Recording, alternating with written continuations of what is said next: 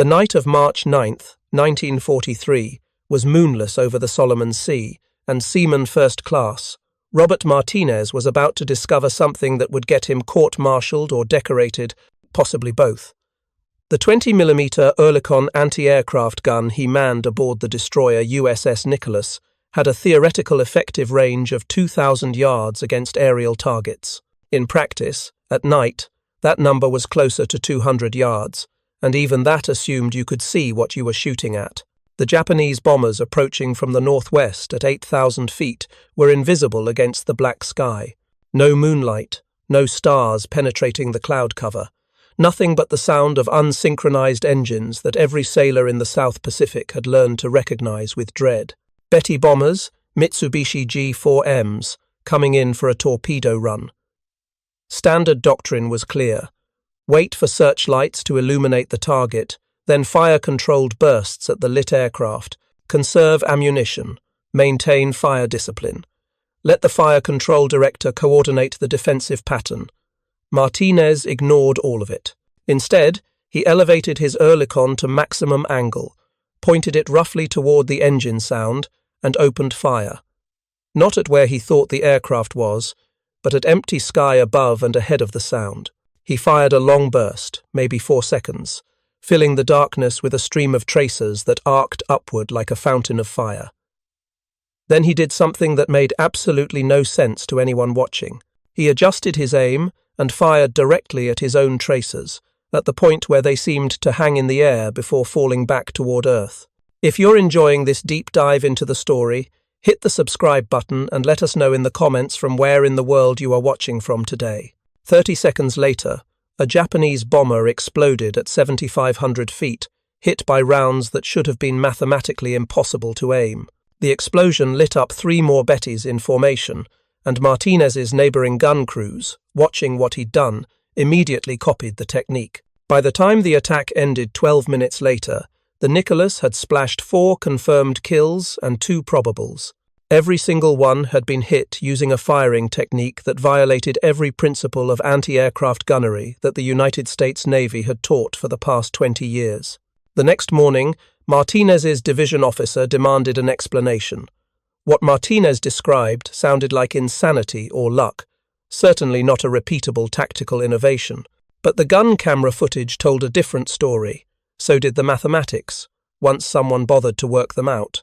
This is the story of how American gunners discovered that the best way to hit a target you can't see is to create your own reference point in 3-dimensional space, then use your own ammunition as a range-finding tool.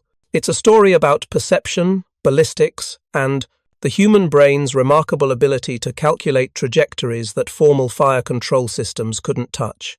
And it's a story that the Navy tried desperately to classify, not because it was secret, but because it made their entire expensive fire control apparatus look obsolete. By March of 1943, American forces in the Pacific had been fighting the Japanese for 15 months, and night combat had become a recurring nightmare.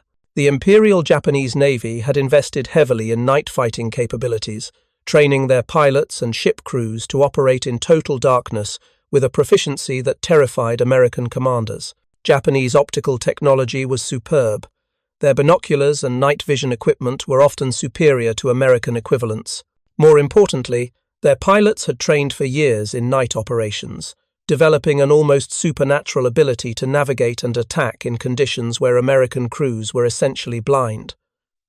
The Americans had tried to counter this with technology: searchlights, radar-directed fire control, improved optical rangefinders, anything that might let them see and target Japanese aircraft in the dark. Some of it worked, most of it didn't, at least not well enough. Searchlights made excellent targets for the enemy and had a nasty habit of getting every man on deck killed when they drew concentrated fire. Radar was still primitive in early 1943, with resolution measured in hundreds of yards rather than feet. You could tell something was out there, but not precisely where, and certainly not with the accuracy needed to aim anti-aircraft guns effectively. The fundamental problem was simple geometry complicated by darkness. An aircraft moving at 250 miles per hour covers 367 feet per second. At 5,000 feet altitude, traveling perpendicular to your position, That aircraft moves through your firing solution space in roughly 13 seconds. Your 20mm shells travel at 2,700 feet per second, meaning time to target at 5,000 feet is 1.85 seconds. But your shells don't travel in a straight line. Gravity pulls them down in a parabolic arc. Wind pushes them laterally. The target is moving. You're on a ship that's also moving, probably rolling and pitching in seas that make stable aim impossible. The math required to calculate the correct lead angle, elevation, and deflection was complex enough in daylight when you could see the target. In darkness, it became effectively impossible for human gunners. That's what fire control computers were supposed to solve. The Mark 37 Director, which began appearing on American warships in 1942, could theoretically calculate firing solutions for targets tracked by radar. It was a mechanical computer the size of a refrigerator, filled with gears, cams, and resolvers that converted radar bearing and range data into gun orders. When it worked, it was magnificent. When it didn't work, which was often, gunners were left to their own devices, staring into darkness, listening to engines they couldn't see, and trying to hit targets that might as well have been invisible. The human eye is remarkably good at tracking movement in daylight, but loses roughly 70% of its acuity in low light conditions. Your color vision disappears first, switching from cone cells to rod cells that can detect movement and contrast but struggle with detail. Your depth perception degrades because stereoscopic vision depends on both eyes receiving clear images, and in darkness, clarity vanishes. Most critically, your ability to judge speed and distance collapses. That aircraft could be 5,000 feet away or 7,000 feet away, and in total darkness, your brain simply cannot tell the difference.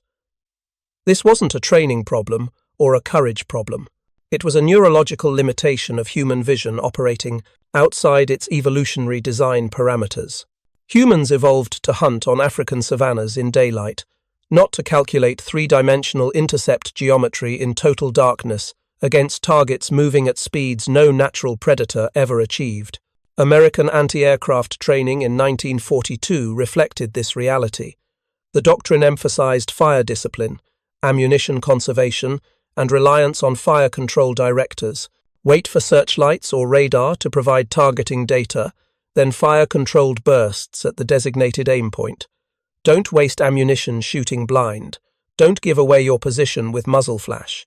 Maintain fire discipline and wait for direction from properly trained fire control personnel. It was sensible doctrine based on sound principles and careful analysis of aerial combat statistics from the European theatre and the early Pacific battles.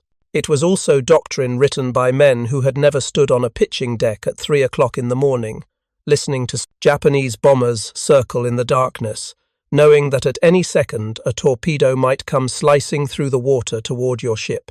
Theory and practice were about to collide, and practice was going to win through sheer desperate innovation. Robert Martinez was 22 years old in March of 1943, which made him older than 70% of the enlisted men aboard the USS Nicholas. He'd grown up in Las Cruces, New Mexico, where his father operated a small machine shop that specialized in agricultural equipment repair. Martinez had spent his teenage years around machinery, learning to diagnose problems by sound and feel, developing the kind of mechanical intuition that formal education can't teach. He'd enlisted in the Navy in January 1942, immediately after Pearl Harbor, gone through basic training at San Diego, then received assignment to anti-aircraft gunnery school. The school taught him everything about the Oerlikon 20mm cannon except how to actually hit a target he couldn't see. He learned the weapon's cyclic rate of 450 rounds per minute, its muzzle velocity of 2,700 feet per second, the ammunition belt composition of 1 tracer round for every 4 high-explosive rounds. He learned to field strip the weapon blindfolded, clear jams under simulated combat conditions, and maintain proper barrel cooling through sustained fire. What he didn't learn was how to aim at nothing and expect to hit something. The Nicholas was a Fletcher-class destroyer, 500 feet of steel armed with 5 5-inch guns, 10 20mm anti-aircraft guns, and enough torpedoes to sink a cruiser if you got lucky. She'd been commissioned in June 1942 and immediately shipped to the Pacific, where she'd spent the past 9 months escorting convoys, bombarding Japanese positions, and learning the hard way that the Imperial Japanese Navy owned the night. Martinez's battle station was Mount 7, a 20mm Oerlikon positioned on the starboard side amidships, with a firing arc that covered roughly 270 degrees of sky from bow to stern. The Oerlikon was a beautiful weapon if you appreciated mechanical simplicity. Swiss-designed, manufactured under license by a dozen American companies, it was an air-cooled, gas-operated automatic cannon that weighed 143 pounds and could put out 450 rounds per minute of 20mm high-explosive shells. Each shell weighed a bit over 4 ounces and contained roughly 1 ounce of explosive compound. Hit an aircraft's engine with one of those shells and you'd likely get a kill. Hit a fuel tank and you'd definitely get a kill. The problem was hitting anything at all in the dark. Tracer ammunition was supposed to solve the night firing problem. Every 5th round in a standard Oerlikon belt was a tracer, a projectile with a small pyrotechnic charge in the base that ignited upon, firing and burned brightly for several seconds. The theory was elegant. Fire your weapon and watch the tracers arc toward the target. If they're passing in front of the target, adjust your aim backward. If they're passing behind, aim forward. Use the tracers as visual feedback to walk your fire onto target. It worked beautifully in daylight or against targets illuminated by searchlights. In total darkness, against invisible targets, it failed completely for a reason that nobody had apparently considered during doctrine development.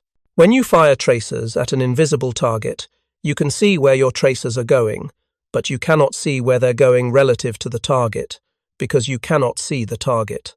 The tracers create streaks of light against the darkness, beautiful arcing lines that your eye can follow, but those lines exist in isolation. There's no reference point. You might be shooting 50 feet in front of the aircraft or 500 feet behind it, and the tracer stream looks exactly the same. Your brain, desperately seeking something to calibrate against, has nothing. You're throwing luminous baseballs into a void and hoping one of them hits an invisible object somewhere in that void. The mathematics of this problem involved something called angular rate, the speed at which the target's bearing relative to your position changes. If an aircraft is flying directly toward you or directly away, the angular rate is 0, and aiming is relatively straightforward. Lead slightly for deflection, and you're close. But aircraft don't typically attack that way. They approach from angles, crossing your field of view, which means their angular rate can be substantial. At 5,000 feet range, an aircraft traveling at 250 miles per hour, perpendicular to your position, has an angular rate of approximately 4 degrees per second. Your 20mm shells take 1.85 seconds to reach that altitude, meaning during flight time. The aircraft moves 7.4 degrees of arc. You need to aim 7.4 degrees ahead of where the aircraft is now. But you can't see where the aircraft is now, so you're guessing. Human gunners, even experienced ones, consistently underestimated required lead angles in darkness. Studies conducted after the war showed that average lead error in night combat was 38% too little, meaning gunners were consistently shooting behind their targets. The problem wasn't lack of skill or training. The problem was lack of visual reference points that human depth perception requires. Martinez understood none of this theoretical background. He just knew that every time he fired at night, his tracers seemed to vanish into empty darkness, while Japanese bombers continued their attacks unmolested. It was frustrating, terrifying, and increasingly common as Japanese forces shifted more operations to nighttime hours where their training advantages were most pronounced. He participated in 4 night engagements before March 9th, fired approximately 800 rounds total, and scored exactly 0 confirmed hits. Neither had anyone else in his gun crew or any of the other Oerlikon positions on the Nicholas. The 5-inch main guns, directed by radar and the Mark 37 computer, occasionally scored hits. The 20s might as well have been firing blanks. The innovation that changed everything came from desperation, mixed with an observation that Martinez couldn't quite articulate but absolutely recognized. On the night of March 9th, Watching his tracers arc upward into the darkness during the first pass by Japanese bombers, something clicked in his brain. The tracers weren't just showing him where his shells were going, they were creating visible points in three-dimensional space. Each tracer, at the moment it reached its apex before falling back toward Earth, hung in the sky for a fraction of a second, like a marker buoy in an invisible ocean. That apex point represented a specific altitude and range, determined by his gun's elevation angle and the ballistic properties of his ammunition. If he fired at one elevation, the tracers peaked at a certain altitude. Fire at a different elevation, and they peaked somewhere else. His brain, trained by years of working with mechanical systems, recognized this as a calibration opportunity. He could create reference points at different altitudes, see which altitude the enemy was at, then adjust his fire to concentrate on that specific zone. But the insight went deeper than that, and this is where Martinez's technique became genuinely revolutionary. The trajectory of a ballistic projectile isn't a straight line, it's a parabola, curving upward then downward under gravity's influence. At short ranges, this curve is negligible. At longer ranges, it becomes the dominant factor in aiming. Martinez's 20mm shells, fired at 45 degrees elevation, would climb to roughly 6,000 feet before falling back to Earth. But here's what matters. The rate at which they climb decreases as they approach maximum altitude. They're traveling fast at low altitude, slower at medium altitude, and very slow right at the peak. At the apex of their trajectory, for perhaps a tenth of a second, they're traveling almost horizontally, nearly stationary relative to the Earth's surface. If you could put an aircraft in the path of shells at that apex point, you'd maximize your hit probability because your shells would be traveling relatively slowly, the target would have maximum time to intersect with the projectile stream, and the concentration of rounds in three-dimensional space would be highest. Fire a 4-second burst, and you've sent 30 rounds into the air. At the apex, those rounds are compressed into a relatively small volume of space, maybe 50 feet by 50 feet by 30 feet, like a cloud of deadly metal hanging in the darkness. Fly through that cloud, and you're going to hit something. Martinez didn't work this out mathematically. He couldn't have. He didn't have the education or the time, but his mechanic's intuition recognized a pattern. Fire high, create a visible apex, then fire at that same point. Pack the sky with metal at the altitude where your tracers peaked and wait for something to fly into it. The technique required completely abandoning standard fire control doctrine. You weren't aiming at the target. You were creating a kill zone in space and hoping the target flew into it. You weren't tracking and leading. You were establishing a fixed point and letting the target's motion bring it to you. Every principle of anti-aircraft gunnery said this was wrong, wasteful, ineffective. And yet, on March 9th, 1943, it worked. The first Japanese bomber that exploded probably flew into Martinez's firestream by accident, pure luck. But the second one, hit 30 seconds later by the gun crew to Martinez's left who'd immediately copied his technique, that wasn't luck. That was confirmation. The third and fourth kills, achieved by other crews who'd watched and adapted, proved this was repeatable. By the end of the engagement, every Oerlikon crew on the Nicholas was shooting the same way. Fire a burst upward to establish maximum altitude, then hammer that altitude with sustained fire, creating a barrier of steel that Japanese bombers had to either avoid or fly through. The immediate tactical results were spectacular. 4 confirmed kills, 2 probables, and not a single hit on the Nicholas. But the long-term implications were what made this innovation genuinely important. Martinez had discovered, entirely by accident and intuition, a firing solution that bypassed the need for visual tracking, radar direction, or complex fire control computers. He'd turned the Oerlikon from a point defense weapon, effective only at close range, into an area denial weapon that could protect a much larger volume of sky. When dawn broke on March 10th, Martinez expected to be congratulated or at minimum left alone to sleep after the night's action. Instead, he was summoned to the captain's cabin, where Commander Andrew Hill wanted a detailed explanation of what exactly his gunners had been doing.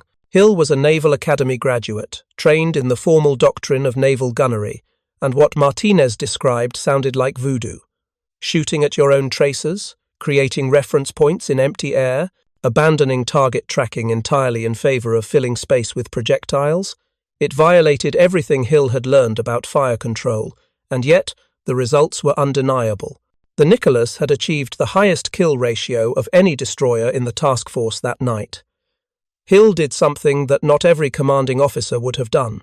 Instead of dismissing Martinez's explanation as luck or forbidding the technique as wasteful of ammunition, he ordered tests. 3 nights later, when Japanese reconnaissance aircraft appeared on radar, Hill had Martinez and 2 other gun crews demonstrate the technique under controlled conditions, while observers with stopwatches and notepads documented everything: elevation angles, burst lengths, tracer patterns, hit probability. The tests confirmed what combat had suggested: firing at the apex point, quadrupled hit rates compared to standard darkness fire control procedures. The technique wasn't perfect. It consumed ammunition at a ferocious rate, 4 to 5 times normal expenditure per target engaged. It required gunners to ignore their instinct to track targets and instead maintain fire on a fixed point in space, which felt wrong to every trained reflex. It was less effective against aircraft that varied altitude unpredictably and almost useless against dive bombers coming straight down. But against level bombers at medium altitude making attack runs against surface vessels, it was devastatingly effective. Within 2 weeks, every destroyer in Destroyer Squadron 21 had adopted variations of the technique. Within a month, the Bureau of Ordnance in Washington had dispatched observers to interview Martinez and document the procedures. And that's where the story gets interesting in ways that reveal how military bureaucracies respond to innovation that contradicts established doctrine. The Bureau of Ordnance faced an awkward problem. They'd spent millions of dollars developing sophisticated fire control systems, radar-directed gun directors, and training programs based on careful analysis of optimal anti-aircraft tactics. Now, a 22-year-old seaman from New Mexico with a high school education was claiming that the best way to hit night targets was to ignore all of that and just shoot at empty sky until you created your own reference points. If Martinez was right, it implied that Bureau doctrine was wrong, or at minimum incomplete, which would raise uncomfortable questions about all those fire control contracts and training programs. The initial response was to classify the technique and restrict its dissemination pending further study. This is where bureaucratic logic becomes fascinating. By classifying something as secret, you can control who knows about it, which means you can control the narrative about whether it works and under what circumstances. If the technique proved to be luck rather than skill, the classification could be quietly lifted and the whole thing forgotten. If it proved genuinely effective, the Bureau could claim credit for a breakthrough in tactics while quietly rewriting doctrine to incorporate the method without admitting they'd missed something obvious. The ballistics behind Martinez's discovery involved principles that wouldn't receive formal names in fire control manuals until 1948, though artillerymen had understood the fundamentals for centuries. A projectile launched at an angle follows a curved path, determined by its starting, velocity, firing angle, and gravitational pull. It rises until gravity cancels its upward motion, then descends back to Earth. Something mathematically significant occurs at that highest point. At the trajectory's peak, the vertical component of velocity drops to 0, while horizontal velocity remains nearly constant, accounting only for air resistance. The shell travels almost parallel to the ocean's surface for a brief instant. This horizontal flight segment varies in duration based on the projectile's mass, speed, and aerodynamic characteristics. For an Oerlikon 20mm round fired at 45 degrees, this apex period lasted roughly 0.15 seconds.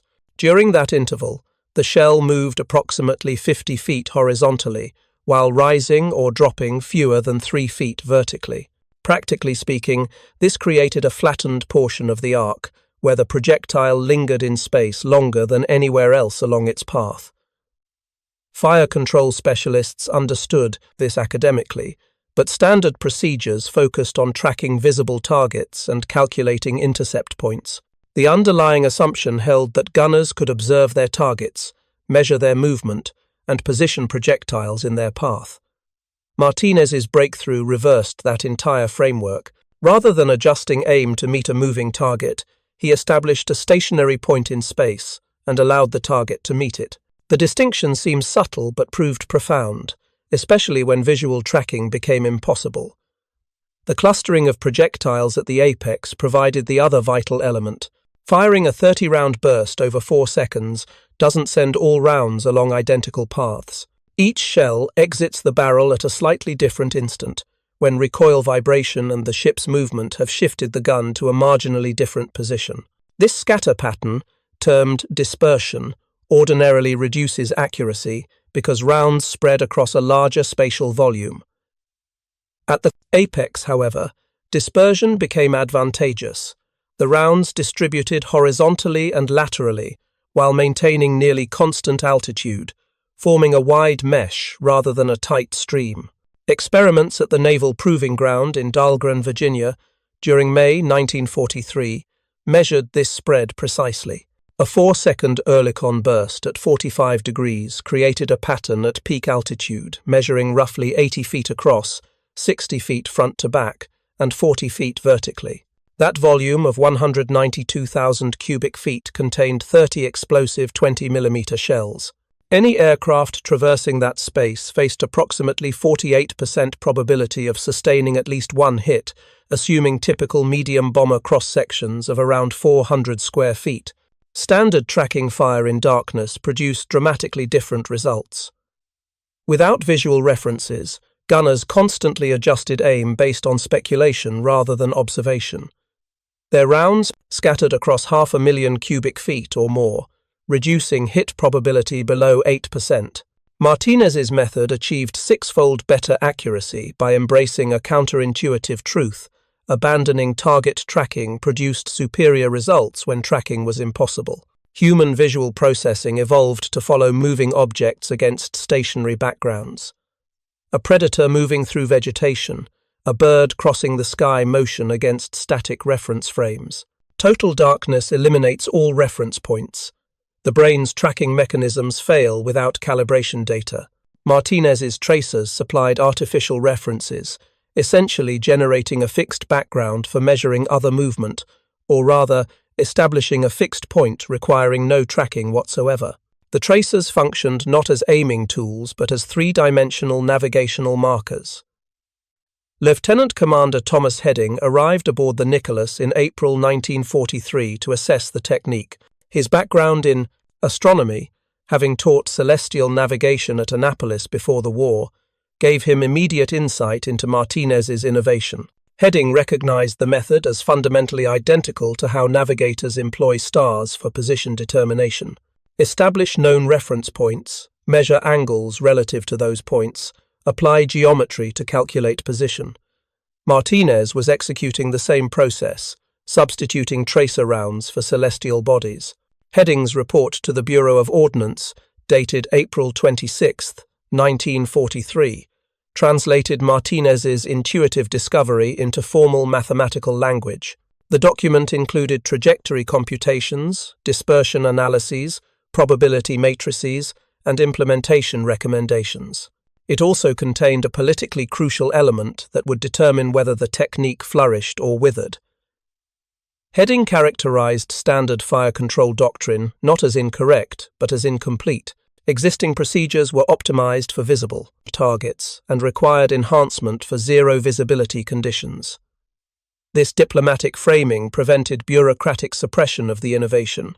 Instead of contradicting established doctrine, Heading positioned the technique as supplementary, an additional capability for specific circumstances rather than a wholesale replacement of proven methods.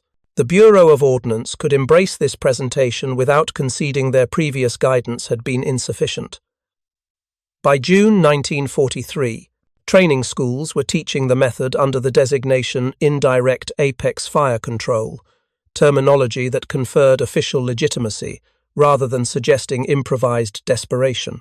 Training documentation explained the concept through diagrams and equations that would have mystified Martinez, but actual instruction remained straightforward. Fire a burst at maximum feasible elevation to establish apex altitude.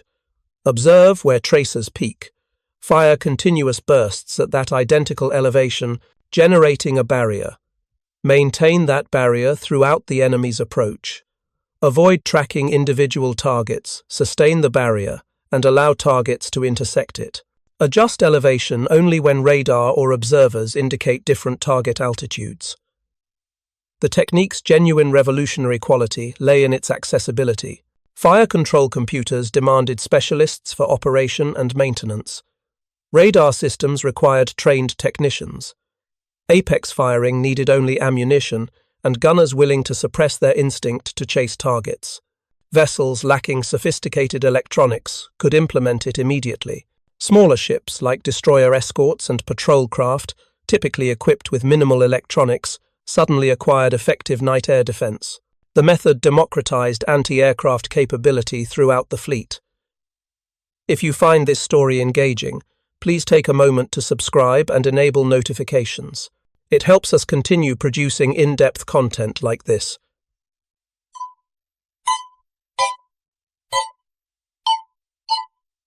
Apex firing spread through the Pacific Fleet during mid to late 1943 as Japan increasingly emphasized night operations.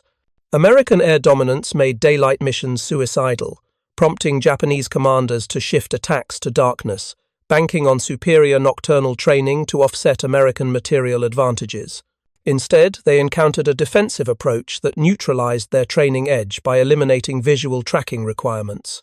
American gunners, unable to aim conventionally, could now saturate the sky with steel barriers that Japanese pilots had to evade or die attempting to breach. The tactical impact emerged in action reports beginning July 1943. The destroyer USS Taylor documented 4 night kills in one engagement off New Georgia employing apex fire methods. The cruiser USS Montpelier destroyed 6 Japanese aircraft during night action near Vella La Vella, with gunners noting they never visually acquired most targets. They simply established barriers and observed explosions confirming hits. By September, Japanese aviators were reporting in debriefings, subsequently captured through intelligence channels, that American anti-aircraft fire at night had become impossibly concentrated, that approaching American formations in darkness now triggered tracer walls, making attack runs nearly suicidal. The ammunition consumption troubled logistics personnel. Apex firing expended 4 to 5 times more rounds per engagement than conventional techniques. A standard destroyer carried approximately 10,000 rounds of 20mm ammunition, under previous doctrine that represented capacity for numerous engagements. Using apex firing, one intense night action could deplete half that inventory. Supply vessels had to stock larger quantities. Ammunition manufacturing had to increase. The entire logistics infrastructure adjusted to accommodate a technique trading efficiency for effectiveness. The Navy embraced that trade enthusiastically because alternatives proved costlier. Losing ships to night torpedo attacks far exceeded extra ammunition expenses.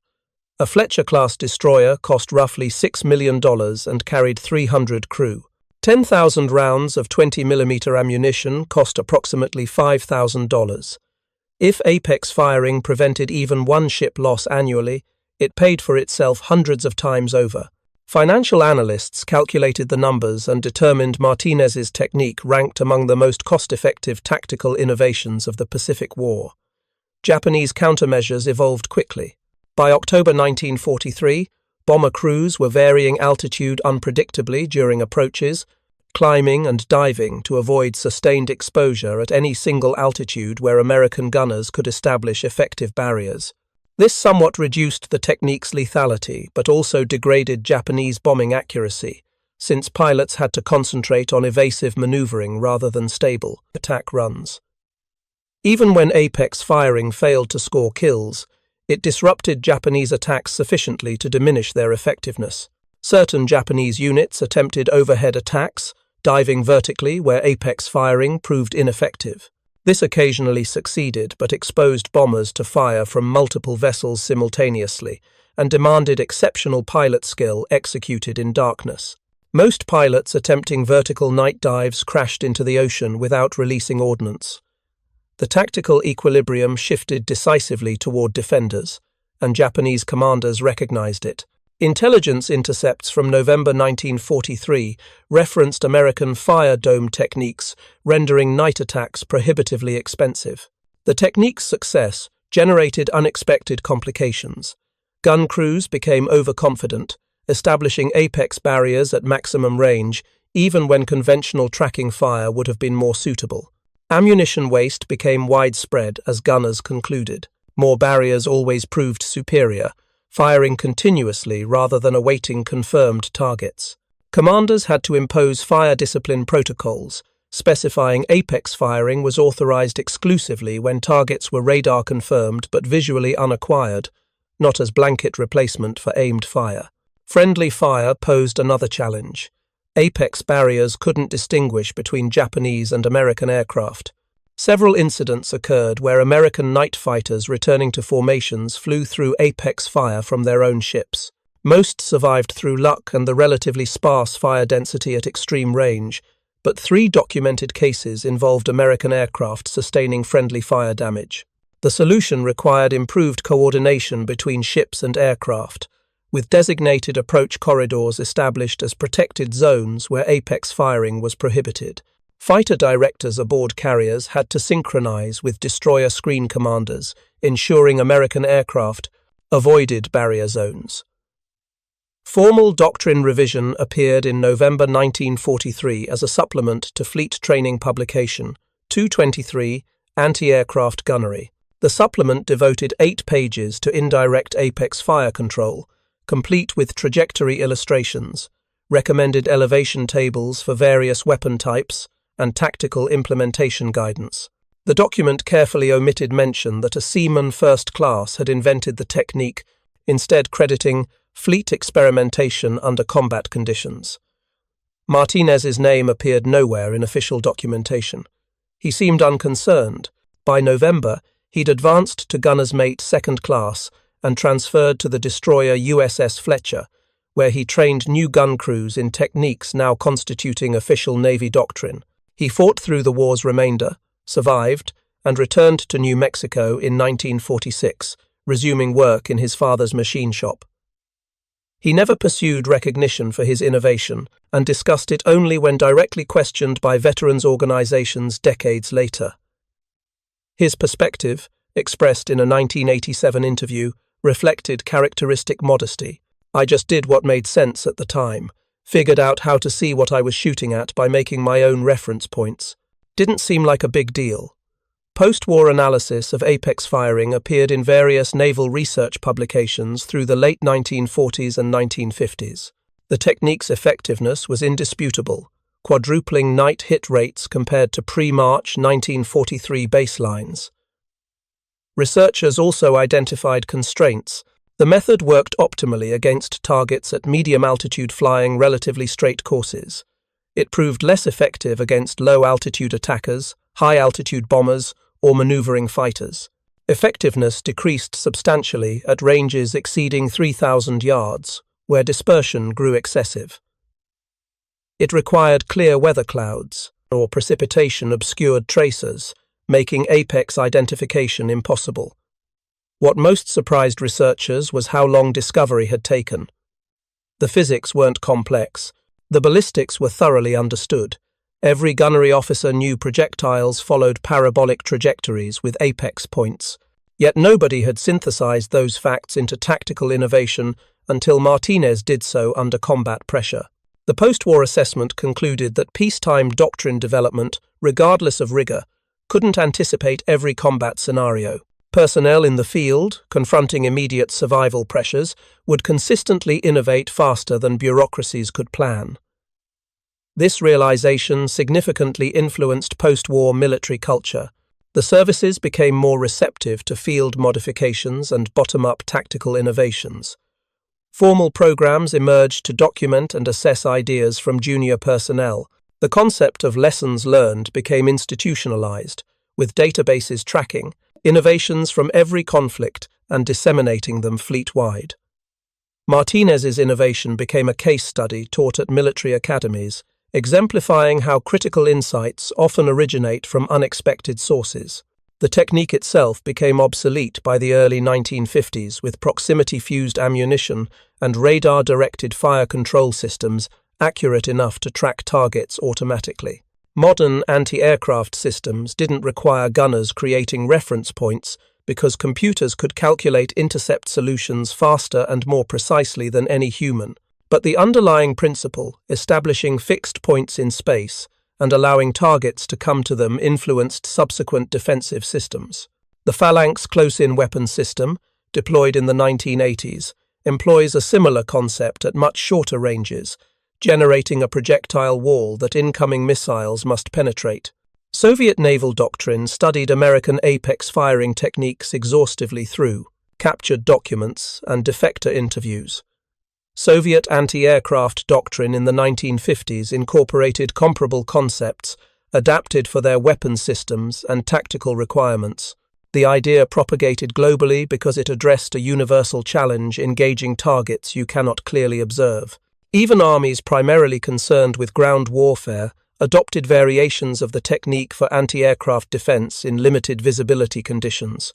The human dimension of the narrative, a young machinist from New Mexico, saving lives through intuitive innovation, resonated through military culture for decades. Martinez received no decorations specifically for inventing the technique. His medals came from subsequent combat actions and overall competence rather than tactical innovation. But his name circulated in gunnery communities as the man who determined how to hit invisible targets. That informal recognition probably meant more to him than any official award. The USS Nicholas survived the war and was decommissioned in 1946. Mount 7, the Oerlikon position where Martinez developed his technique, was removed during post-war disarmament. The gun itself, serial number OE-47321, went to Navy Museum storage and remained there until 1993, when researchers tracing apex firing history identified it as the specific weapon used on March 9, 1943. It's now displayed at the National Museum of Naval Aviation in Pensacola, Florida, with a placard explaining its significance. The placard mentions Martinez by name, among the few official acknowledgements of his contribution. It explains the apex firing technique in accessible terms and notes this single innovation saved an estimated 43 ships and roughly 13,000 American lives during the Pacific War's final 2 years. Those figures derive from statistical analysis comparing pre- and post-March 1943 loss rates in night actions, adjusted for other variables like improved radar and fighter coverage. The methodology remains debatable, but even conservative estimates credit apex firing with preventing at least 20 ship losses and 6,000 casualties. Martinez died in 2001 at age 80. His obituary in the Las Cruces Sun News mentioned his Navy service, but didn't explain his tactical innovation because newspaper reporters didn't know to inquire. The funeral included a Navy honor guard and 21-gun salute, standard for veterans of his rank and service record. None of the sailors performing the ceremony knew they were honoring a man who transformed anti-aircraft doctrine for an entire generation. The deeper lesson of Martinez's story transcends ballistics or tactics. It concerns how innovation emerges under pressure. Peacetime development follows logical sequences, identifying problems, researching solutions, testing extensively, implementing gradually. War permits no such luxury. Problems demand immediate solutions, and personnel closest to those problems often perceive answers that experts overlook because they're not constrained by formal training defining what's feasible. Martinez wasn't burdened by knowing his idea contradicted fire control principles. He simply knew his current approach wasn't working and attempted something different.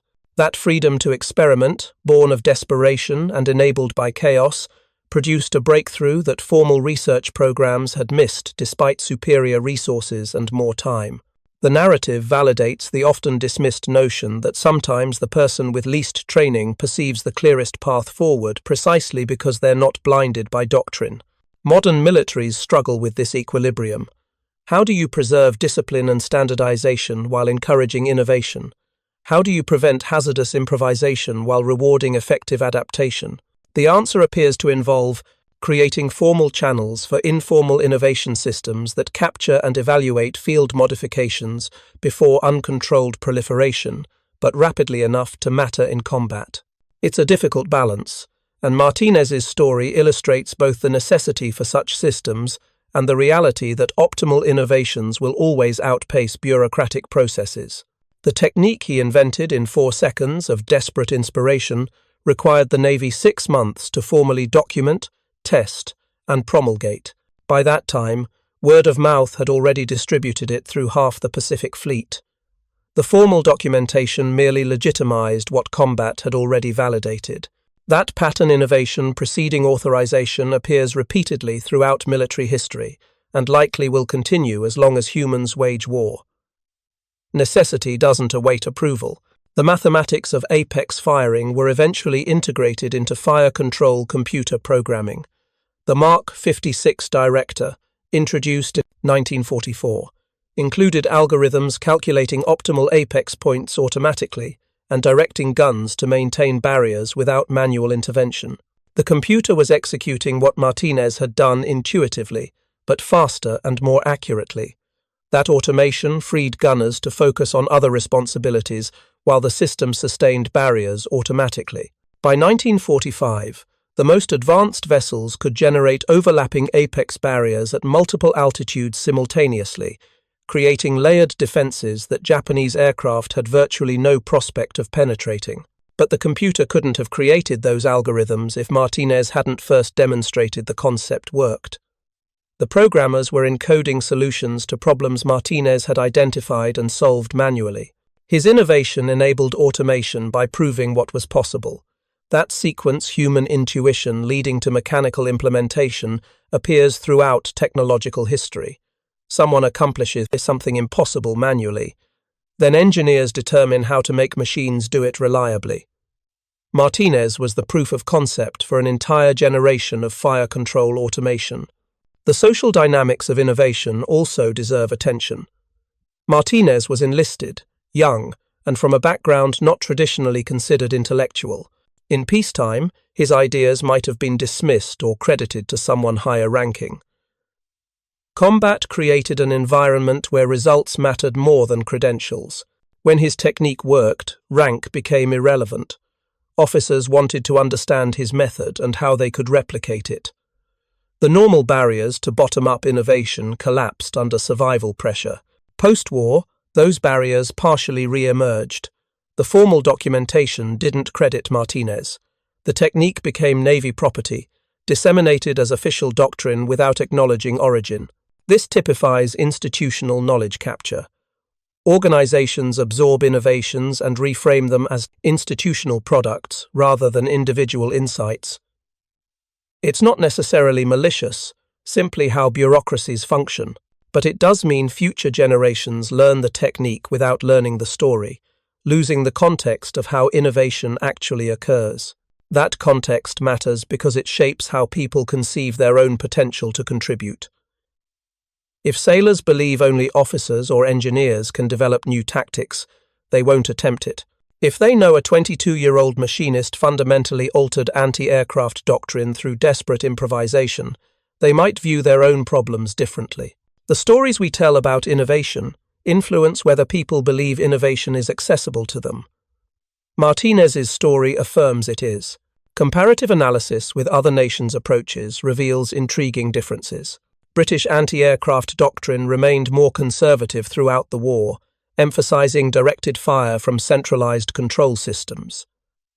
Japanese doctrine focused on individual marksmanship and visual tracking. German doctrine incorporated some barrier fire concepts, but never fully developed the apex technique. Soviet doctrine, developed later with benefit of studying all approaches, incorporated barrier concepts most comprehensively. Each nation's tactical evolution reflected their industrial capabilities, training philosophies, and combat experiences. American doctrine proved most adaptive, possibly because American industrial capacity permitted ammunition expenditure other nations couldn't afford. The apex technique's wastefulness would have been prohibitive for Japan or Germany, where ammunition shortages constrained tactical options. Britain's focus on directed fire reflected their investment in radar and fire control computers, making tracking feasible even at night. America possessed both the ammunition to expend and the willingness to empower junior personnel to innovate, creating conditions where Martinez's approach could emerge and propagate. The legacy extends beyond military applications. The concept of creating reference points to navigate invisible environments influenced everything from instrument flight procedures to surgical techniques performed through small incisions. Whenever humans must work in environments they cannot directly observe, Martinez's principle applies: create artificial reference points, use those references to guide actions, and accept that indirect approaches sometimes work superior to attempting direct observation of what you're doing. It's a broadly applicable insight originating in a desperate moment aboard a destroyer in darkness. Thank you for watching. For more detailed historical breakdowns, check out the other videos on your screen now, and don't forget to subscribe.